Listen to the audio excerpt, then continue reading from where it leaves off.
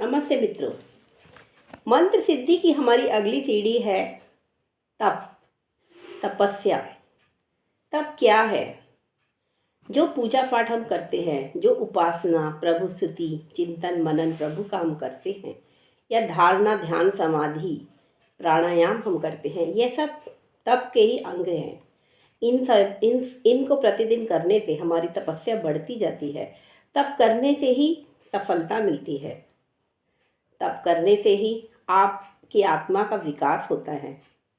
भगवान शिव और देवी पार्वती, इनका विवाह भी तपस्या से ही हुआ था। पार्वती जी ने कई हजारों वर्ष तपस्या करी भगवान शिव को पति रूप पाने के लिए, और भगवान शिव, योगेश्वर शिव और तपस्विनी पार्वती जी की तपस्या का फल भगवान गणेश एक चेतना पिंड के रूप में प्रकट हुए।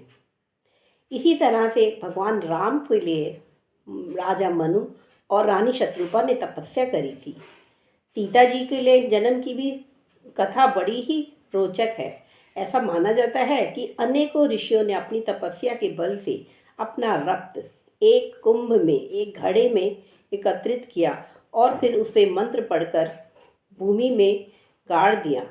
वह रक्त ही कालांतर में एक शिशु के रूप में, सीता जी के रूप में प्रकट हुआ, और फिर राजा जनक ने हल जोतते समय उस शिशु रूपी सीता जी को प्राप्त किया, और वही सीता, यानी तपस्या जो ऋषियों की थी, वही सीता रूप में बाद में रावण का काल बनी, रावण की मृत्यु का कारण बनी।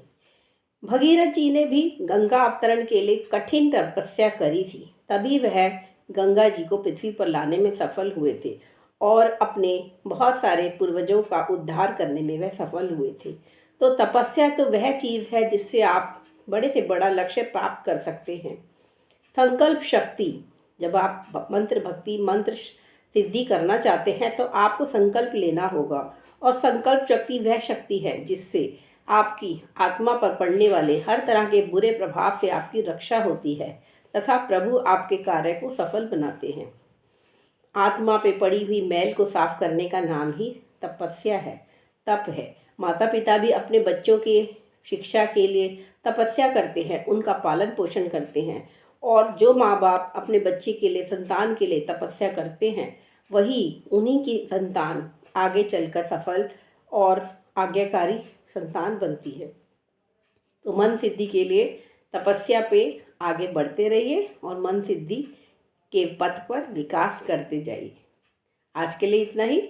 अगली चर्चा में हम फिर किसी नए विषय पर बात करेंगे। धन्यवाद।